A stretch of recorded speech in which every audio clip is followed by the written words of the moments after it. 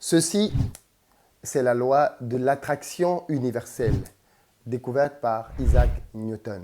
C'est une loi qui s'applique peu importe là où on est sur la planète. Les lois ont ceci de puissant que quand on les connaît, on peut prédire les résultats qui vont se produire par la suite. Et ce que je me propose de voir avec toi aujourd'hui, ce sont 3 lois de la réussite que la plupart des personnes ignorent, et notamment dans notre contexte de communauté africaine. Ces 3 lois, si tu les respectes, elles vont changer ta vie. La 3e loi est la plus méconnue des Africains.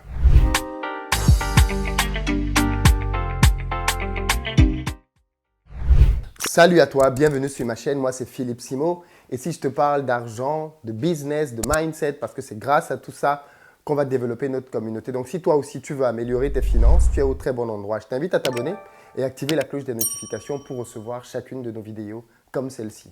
Pour ceux d'entre vous qui êtes en Côte d'Ivoire, vous savez bien qu'on a notre société de location de véhicules qui met à votre disposition pick-up SUV berline en fonction de votre budget pour vous permettre d'avoir sur place un séjour des plus agréables. Et si vous cherchez aussi un logement de très bon standing, nous sommes aussi là pour vous mettre à disposition notre appartement. N'hésitez pas à nous contacter en barre de description ou à appeler le numéro qui s'affiche. Vous avez les liens nécessaires. Et puis enfin, pour les plus ambitieux, je vous offre un quiz gratuitement qui va vous permettre de faire le point quant à votre gestion des finances. Vous le savez certainement, mais la manière avec laquelle vous gérez votre argent déterminera votre capacité à vous enrichir ou pas. Dans ce quiz, on va vous poser des questions bien précises qui vont nous permettre de savoir quel type d'erreur vous faites avec votre argent. Faites le quiz, il va vraiment vous aider, il est gratuit. Et à la fin du quiz, vous avez une séance avec un coach de mon équipe qui vous expliquera pendant une quinzaine de minutes vos résultats et surtout vos points faibles afin que vous puissiez les améliorer. C'est un cadeau, bienvenue en 2023. Alors aujourd'hui, je veux parler avec vous des lois, de la force des lois. Les lois ont ceci de particulier qu'elles s'imposent à nous, qu'on les connaisse ou pas. Que vous connaissiez la loi de la gravité ou pas, elle s'impose à vous. Et dans le domaine des finances et du succès et de la réussite, il y a comme ça des lois aussi qui régissent cet univers-là. Et quand on les méprise, on échoue. Quand on les connaît et qu'on les applique, on a des résultats. La première loi que je veux absolument que tu connaisses, c'est la loi du service. La loi du service est une loi qui dit que quand vous êtes élevé dans une position dans la vie, ça a pour but de servir le plus grand nombre et non pas de piétiner le plus grand nombre. Il se trouve que la plupart du temps, les personnes qui ont des positions élevées dans nos sociétés ont tendance à se servir de ces positions pour abuser des autres. Elles ont tendance à se servir de ces positions pour dominer les autres. Et que ce soit au niveau du travail, malheureusement, il y a un problème dont on parle très peu dans les entreprises, mais ce sont les agressions sexuelles. Beaucoup d'hommes sont coupables d'agressions sexuelles dans le milieu du travail simplement parce qu'ils ont une position. Et à cause de cette position-là, ils se permettent d'abuser et de surabuser les femmes qui travaillent avec eux dans ces endroits. Ceci est bien évidemment horrible, dénonçable, criminel, et malheureusement, beaucoup de ces femmes préfèrent prendre la solution du silence. Ceci doit être dénoncé. Si ce cas-là, il est vulgaire et il est connu, reconnaissons quand même que même dans nos familles, nous avons des cas bien précis de personnes qui abusent de leur position.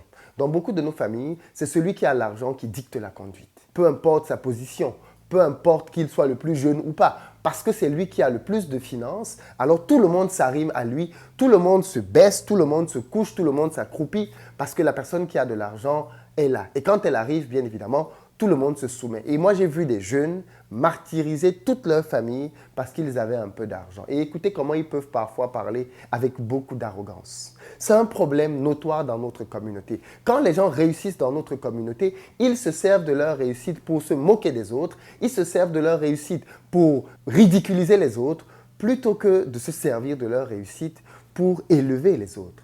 Vous savez, ce que je constate beaucoup, c'est que les gens qui réussissent, prenons 2 cas. Les gens qui réussissent, par exemple dans la diaspora, aiment bien rentrer au pays pour se la péter. Pas tout le monde, bien sûr, mais il faut reconnaître que ça existe. Des personnes qui rentrent en Afrique et repartent dans les anciens quartiers, parfois même dans des bidonvilles, et viennent là-bas avec des voitures qu'ils ont louées pour le temps de leur séjour, avec leurs vêtements neufs, parce qu'il y a cette partie de la diaspora qui, bizarrement, quand ils sont en Afrique, tous les vêtements qu'ils portent sont neufs, comme si quand on est en Europe, tous les vêtements qu'on porte sont neufs. Mais voilà, ils viennent et ils reflètent cette image des personnes qui ont réussi dans la diaspora, non pas pour montrer aux autres comment faire pour être élevés, mais pour leur montrer, regardez, moi j'ai réussi, vous n'avez pas réussi. Et on les connaît. Ils viennent, ils se pavanent dans les quartiers et on a le même phénomène, même au pays.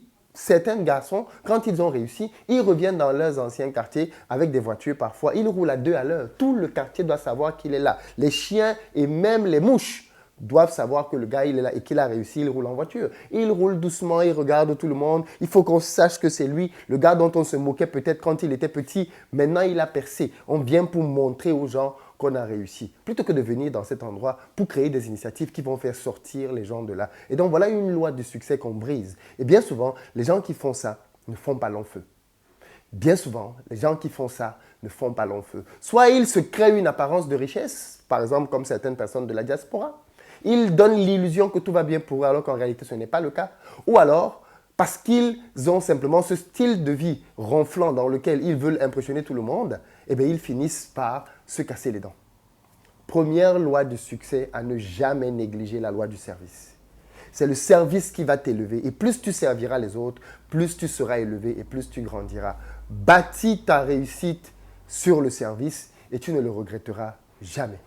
La deuxième loi qu'il faut absolument que tu connaisses, c'est la loi de la multiplication. Et ici, c'est une loi liée à l'argent. Beaucoup de personnes pensent que le but de l'argent dans la vie, c'est d'être dépensé pour s'acheter des gadgets et se faire plaisir ou alors de résoudre des problèmes. Voilà les réponses qui viennent quand je fais des sondages sur cette question-là. Et c'est pour ça que beaucoup de personnes sont pauvres. Parce que dès qu'elles ont un peu d'argent, elles utilisent cet argent pour se faire plaisir. Elles ont des slogans. Oh, la vie est courte. Il faut profiter. Il faut. Si je meurs demain, bien souvent, demain, elles sont encore là et elles ont fini de manger tout l'argent. Non. La loi de la multiplication explique très simplement que l'argent a pour but d'être multiplié. La différence entre les riches et les pauvres, c'est que les riches, quand ils ont de l'argent, ils réfléchissent à comment le multiplier, comment faire travailler l'argent pour eux. Les pauvres, dès qu'ils ont de l'argent, ils pensent à comment le dépenser. Le dépenser dans les charges pour les plus responsables, le dépenser dans les plaisirs futiles de la vie pour les moins responsables. Et donc l'argent va aller dans les bières, l'argent va aller dans les sorties, l'argent va aller dans les second, troisième, quatrième bureaux, les teas à une, teas à deux, l'argent va aller dans les perruques, l'argent va aller dans tout ce que tu peux imaginer comme dépenses, dans des voitures, l'argent va aller dans tout ce qui peut être fast et bling bling. On va y mettre massivement de l'argent. Voilà comment une partie des personnes raisonnent.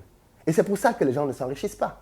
Parce qu'ils pensent que quand ils ont de l'argent, ça sert à ça. Un riche, quand il a de l'argent, il sait déjà qu'il va prendre cet argent pour le placer. Pour le placer dans tel investissement, pour le placer dans telle entreprise, pour le mettre à tel endroit.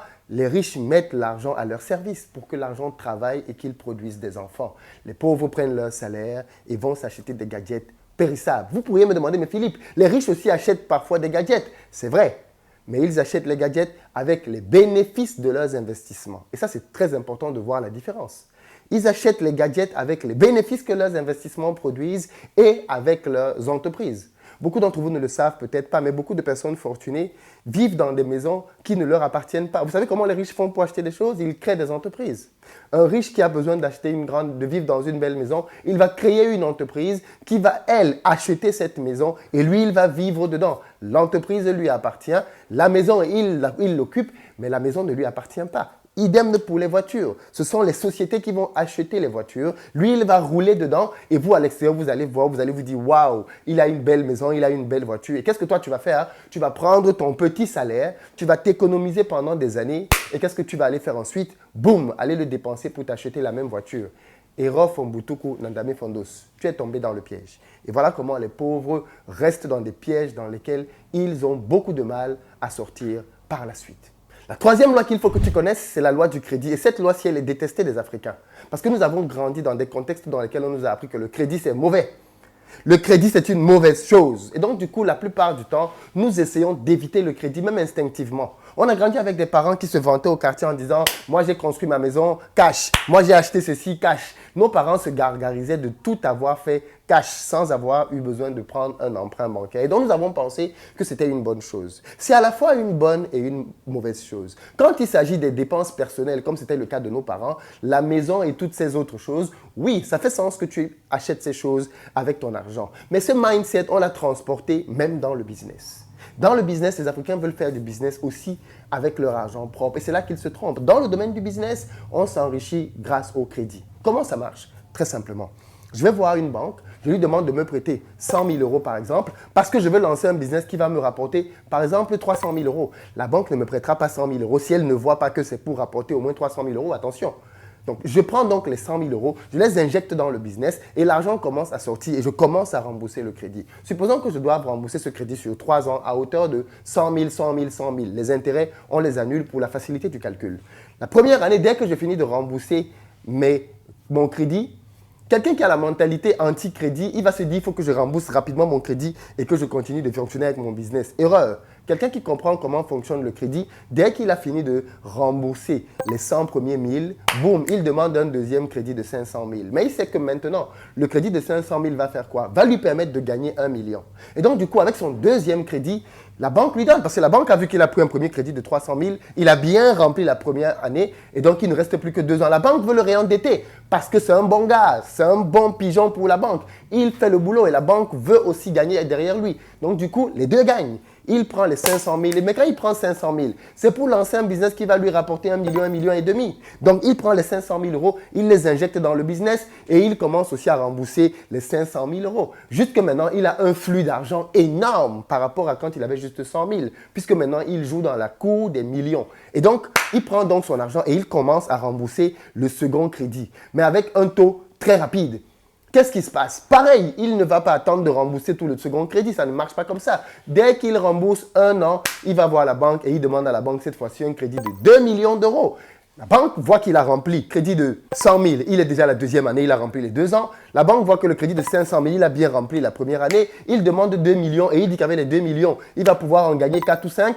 Bingo, que fait la banque? Elle lui prête les 2 millions. Et donc, du coup, qu'est-ce qu'il fait? Le voici maintenant, qui est passé de quelqu'un qui faisait un business à 100 000 pour 300 000 à un business sur lequel il fait 3, 4 millions en 3, 4 ans. Et le cycle va se perpétuer jusqu'au jour où il va dire c'est bon. Mais généralement, ils ne disent pas c'est bon. Il va continuer de grandir. Parce que le jour où tu dis que tu t'arrêtes, c'est tant pis pour toi. Tu vas aller le plus loin possible. Dangote continue. Ça fait plus de 30 ans qu'il est au sommet, mais il continue de grandir. Parce que dans le business, soit tu grandis, soit tu meurs. On ne stagne pas.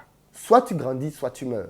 Et donc, voilà le secret que les pauvres ne comprennent pas. Que la loi que les pauvres ignorent au niveau du crédit. Tu dois prendre du crédit, mais tu dois prendre du très bon crédit. Voilà 3 lois qui peuvent faire une vraie différence dans ta vie si tu sais comment les appliquer et si tu sais comment les mettre à ton service. Applique-les et dis-moi ce que tu en penses dans les commentaires. Est-ce qu'il y a d'autres lois que j'ai oubliées, d'autres lois qui te semblent importantes que je n'ai pas citées? Je veux t'entendre dans les commentaires à ce sujet. Hasta la vista, suara.